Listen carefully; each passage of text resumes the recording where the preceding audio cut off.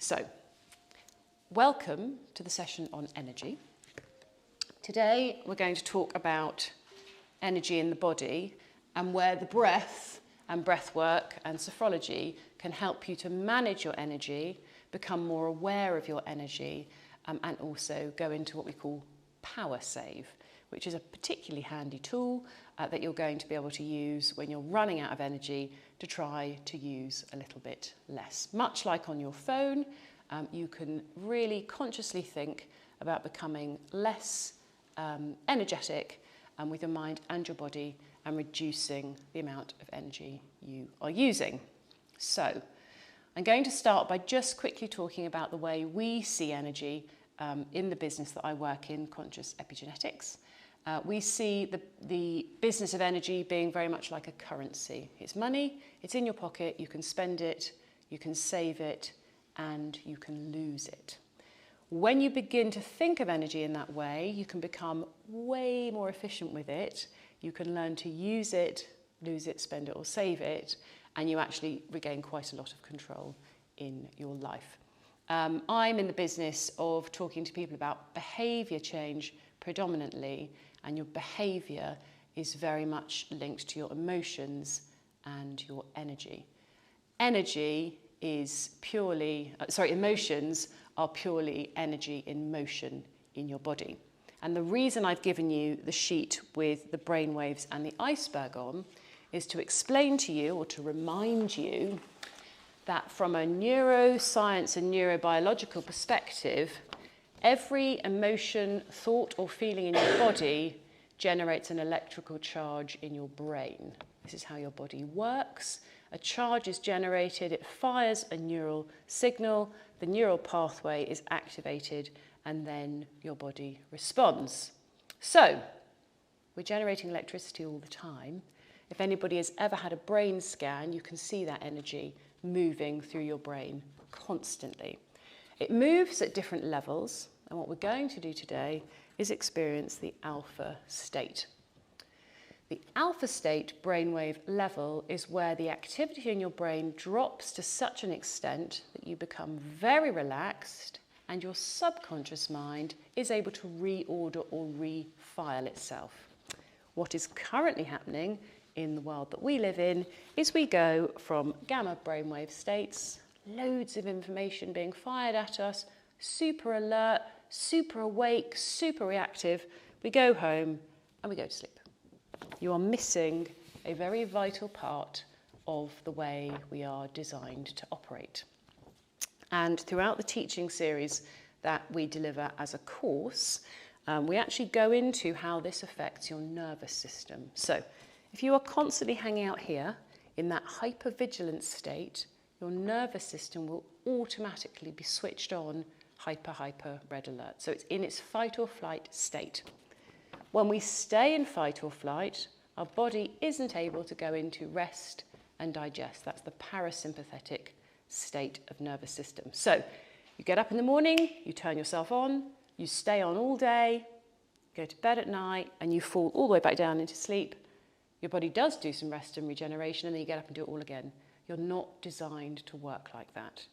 You are designed to work hard and also rest hard. Do you all work hard? Yes. Do you all rest deep? No. So, my most important advice to everybody, including myself, is to make the balance between rest and work a priority. And when I say rest, restful activities are things where you're not being overwhelmed with information. So scrolling on our phones doesn't allow our system to go into the parasympathetic nervous system state.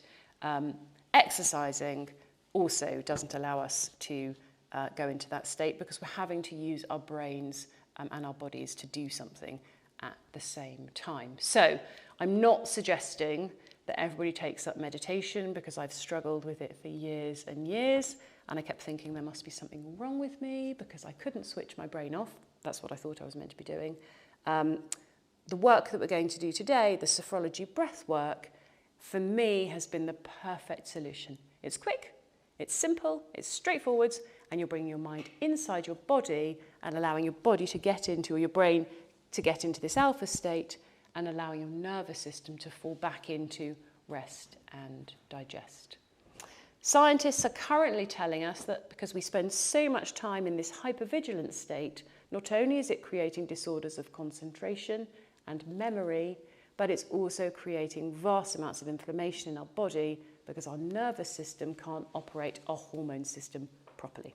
Because your hormones are not going to be produced and released when your body is in fight or flight. At a cellular level, your body can only defend itself or repair itself, one or the other. Cellularly, it is impossible for a cell to fight infection and regenerate at the same time. Fact. So, people that are able to spend more time in that rest and digest state will be optimally performing far better from a performance and a health perspective. We've also talked in the past about performance being a curve. You push for performance and effort, but sometimes when you push too hard, you fall over the top of performance and your performance begins to decline. It's also important that we become aware of that. When we're tired and we're still pushing, you are not performing very well at all. At which point, you can't climb back up the curve, you have to take a break, wait for yourself to go back down and reset. So for those people that are working hard with their brains and their bodies, when you get to that point where your performance begins to drop off, take a break. And that break could be an hour. You could decide you have to come back to it on another day. But it's very important to know where your edge is because you are becoming terribly, terribly inefficient. So that's what's going to happen today. We're going to drop down into alpha state. You're going to have an experience of transient hypofrontality. That's the biggest word I know. That's when your prefrontal cortex in your brain relaxes and the rest of your brain is able to kick in and do other things. The beautiful thing about that process is you're awake so you can actually experience it, and I hope you get a glimpse today that your subconscious is actually raising your awareness of certain things. So we're going to take you through an exercise later called the bubble, and I just want you to accept whatever comes and see where you end up going, because it's your subconscious that absorbs most of the information during the day. Your brain has two parts, or your mind, and scientists have yet to discover where the subconscious mind is. But you can operate consciously or you can operate subconsciously. 95% of your waking hours are managed by your subconscious. You don't even know it's happening. You can drive your car subconsciously, it's that clever. Your subconscious behaviour might lead you to do things you didn't even know you were doing. I'm sure everybody goes to find something, forgets what they've gone to look for. Your subconscious sent you there, your conscious hasn't even realised what you're going there to do. So 5%, and I do sometimes ask people to write on here because it's interesting to remind yourself, 5% of what happens in your day is conscious, 95% is subconscious. When we go into alpha brainwave state, our subconscious is able to file the information it's been absorbing. Your conscious mind absorbs data at a speed of 40 bits per second. Your subconscious mind can absorb data at a speed of 40 million bits per second. It is rapid. And there's some really exciting research going on in North America, specifically in the military, about super learning, where they're teaching people languages subconsciously. So the speed is really, really quick. They're able to go into the subconscious state, teach particularly Navy SEALs a language very, very rapidly, and their subconscious is doing the learning, not their conscious brain. You will have also seen, I'm sure, North American college students playing around with drugs that are normally prescribed for ADHD and using various other altered states of consciousness to try and improve their grades. That's essentially what they're doing, getting out of their conscious mind and into their subconscious, because it's a far more powerful tool. Today, when you take a break, your subconscious can begin to do the filing and reorder. If you don't take a break and you go to bed, of course you have all sorts of odd dreams, but you're just not taking the time you need to reorder and reorganise the data that's being absorbed. The internet causes a huge challenge here for us because the data that's flying at us is coming at us so quickly, and of course the programmers are very clever, that our subconscious is absorbing vast amounts of information and we don't even know it's absorbing it. So this is where we begin to see rapid increases in anxiety and various other conditions that are caused by being hypervigilant. You know yourself that it can be an incredibly stressful experience when you've spent 5 hours looking at somebody else's holiday photos in the Caribbean whilst you're sitting in a rainy resort in October. So I wouldn't recommend that we take any of this as reality, but that is the way of the world. So that's brainwaves and consciousness. We're going in a moment to go through some standing exercises, and then, as I said before, we're going to do a little bit of seated work, and then we're going to go into the lying down position. Sophrology is a method that's been around since the 1950s. It's used for all sorts of conditions. And in France, the GP will actually prescribe sophrology sessions on your mutuelle, and they are used for all sorts of things. Illness, anxiety, performance. It's an incredibly popular solution or therapy or practice to many things because it alters your level of consciousness. We're connecting the mind with the body, we're becoming more efficient, and we're creating different thoughts and behaviours. One other thing I didn't mention that is worth knowing, because you're all pretty smart, is on the iceberg, the top of the iceberg, that 5%, is where your words, actions and behaviours come out into the world. What is subconscious are your thoughts, feelings and emotions. Those thoughts, feelings and emotions hang out in your subconscious, and some of the work that we do under the banner of Conscious Epigenetics is called coding, where we actually seek to recode what's happening here through a process of altered consciousness.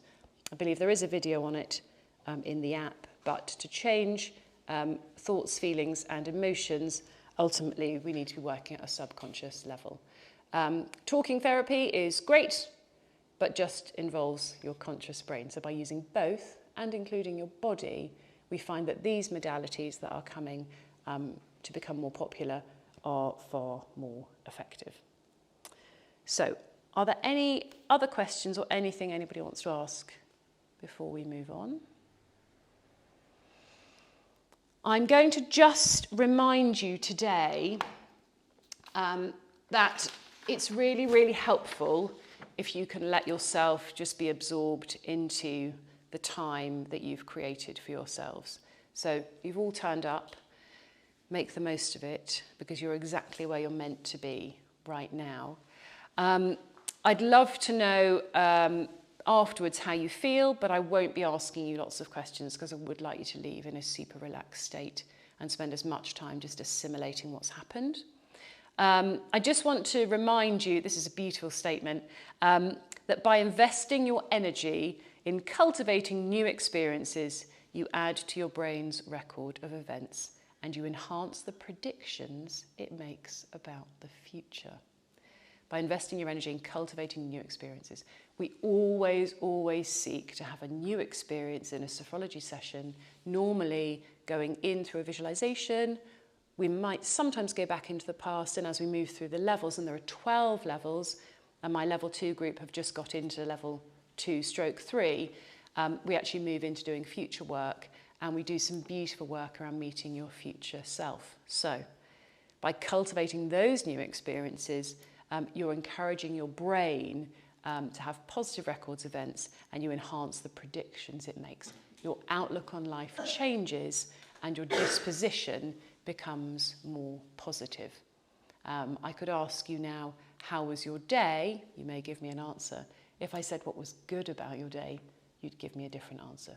So we're looking for the positive, and from an energetic perspective, when we code in the positive, we actually encourage those positive energetic connections in our body, which encourages more positive energy.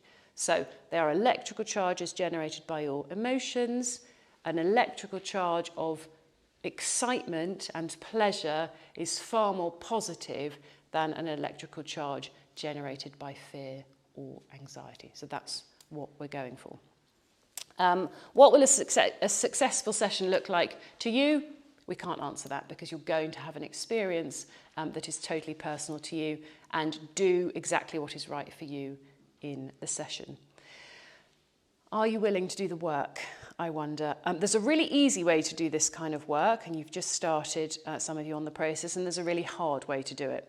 And the really unhelpful way is to waste your energy resisting what's happening, by doubting what's going on, by being very critical of yourselves and the process, and being defensive. So if you have any of those emotions come up, which you may do, acknowledge them, observe them, and let them pass. Don't jump in and have a fight with them. Why do I feel like that? Well, it must be because my mother did blah, blah, blah.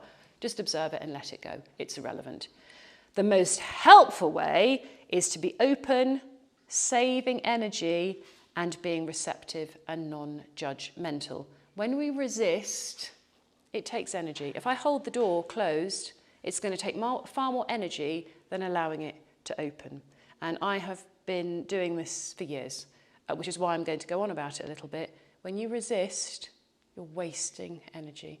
Your life is far more productive, your mind is far happier, and your body is enjoying the sensations of living far more if you just let go. My psychotherapist said to me last week, do you want to be happy or do you want to be right? I laughed, because clearly at that point I wanted to be right. But it takes far more energy. It was much more enjoyable to be happy. Are you also able to be kind and loving to yourself? I had a lovely picture yesterday of somebody trying to hand over a glass of water, and I was handing the glass of water over like this, and I was giving it to somebody, and the conversation was about, until we can be still and calm and loving and caring in ourselves, we actually can't give an awful lot away, although we think we do. But if you are a glass of water, it's far nicer to be giving the glass of water as it's a nice, calm glass, and we're handing it over in a really nice, gentle and grateful way. Nobody really wants to be given a glass of water if it's all totally chaotic. So remember that we do have to put ourselves first in life, and I also know from working with clients extensively over the last few months that often we don't. So please, I invite you to be kind and loving to yourself. I also want to remind you that you are not your thoughts and you are not your actions. They are merely thoughts, actions, and emotions. You are only your essence and your values. And that's a piece of work that we still have to do later on in the month. But you are not your emotions. So watch those emotions come and watch them go. Don't jump in and have a fight with them again. Become aware of your subconscious thoughts and just allow yourself grace, flow, and ease today. Okay.